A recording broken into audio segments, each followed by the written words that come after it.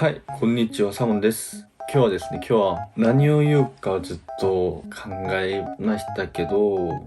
最近韓国の YouTube のチャンネルですけど、そこのチャンネルから韓国は MBTI めっちゃ流行っているので、その MBTI の16個の MBTI のがあるんじゃないんですか。その16人が集まって生活するそういう番組みたいなのを今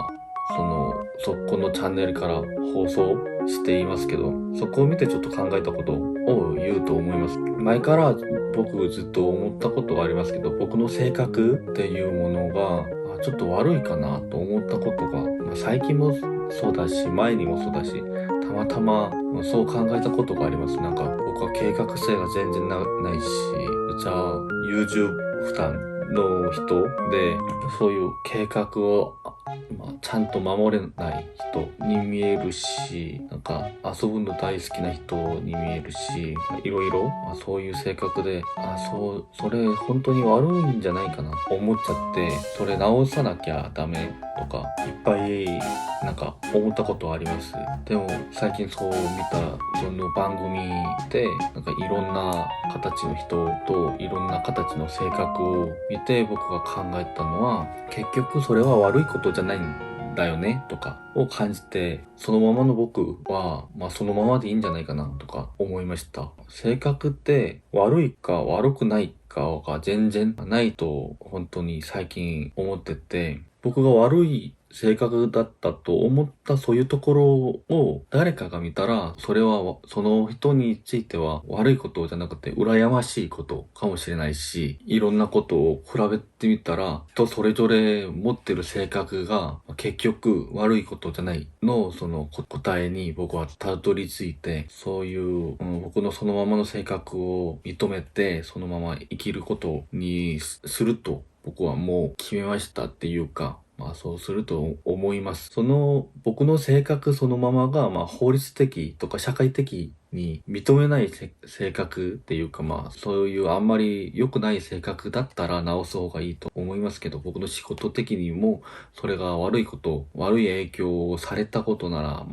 変わる方がいいと思うけど、そうじゃないならそのまま自分らしく生きてるのがいいんじゃないかなと思います。同じ話なんですけど、だから僕の性格じゃなくて相手、みんなの性格が僕と合わない性格だとしても、それは悪いことじゃないから、その人と仲良くはなれないかもしれないけど、仲良くなれない、そのままではいいけど、そうじゃなく、合わない人だからその人をちょっと抜けるとか、あんまり話したくないとか、悪い目線で見るのはあんまり良くないんじゃないかなと思います。その人もその人の性格で頑張って生きてる人で、あんまり被害する人でもないのに、自分と合わない人だから、その人をちょっと外に、僕のエリアに近づけないように、そうするのはあんまり제가찾은결과입니다。そ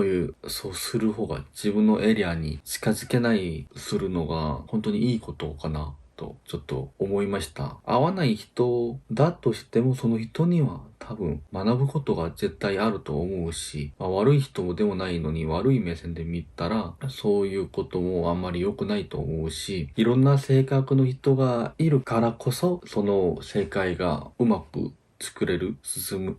むんじゃないかなと思うから、性格が合わない人との性格を厳しく、考えて無視するんじゃなくて、話もしてみて、いろんな興味もちょっと話してみて、そうでも合わなかったら、そのままの関係、ただ知り合いの関係でもいいから、でも敵にはならないようにする方が僕はいいと思います。その人が悪いことをしたこともないし、ただ合わないだけなので、小さな時の僕も悪かったけど、そういう考えをしたことがありますけど、今考えたらそれ本当になんでそこまでしたかとか、いじめとかじゃなくて、あんまり話さないようにそういう外したっていうか、あまり関係ない人みたいなにしたかったって思ったことがあっただけなんですけど、そうじゃなくて最近は合わない人だとしても話をしてみて、合わなかったと思ったけど、その中にはなんか僕と共通点があったねとか思ったこともあるし、めっちゃ僕と会う人だとしても合わないことが一個でもあると思うので、人はまあいろんな性格の人なので、だから本当に悪い人、本当になんか社会的に法律的に悪い人じゃないなら外す必要まではないと思います。今日はそんなに真剣な話っていうか、そういうあんまり本当にパッとその番組を見て思い出したことを言ってみましたけど、皆さんどうでしたか？いつも僕の考えだけをバーッというチャンネルなので、いい方法で進んでいるのかどうかは全然わかんないんですけど、皆さんぜひコメントしてくださったら僕のチャンネルにちょっと力になると思います。もしこの動画が面白かったらチャンネル登録と高評価ぜひお願いします。そして僕インスタグラムをやっているので、フォローしてくださったらそこでも僕と話できると思うので、ぜひフォローして僕といろんな話していろんな動画を作ることにちょっと力を出してくれたら嬉しいと思います。なら次の動画でまた会いましょう。バイバイ。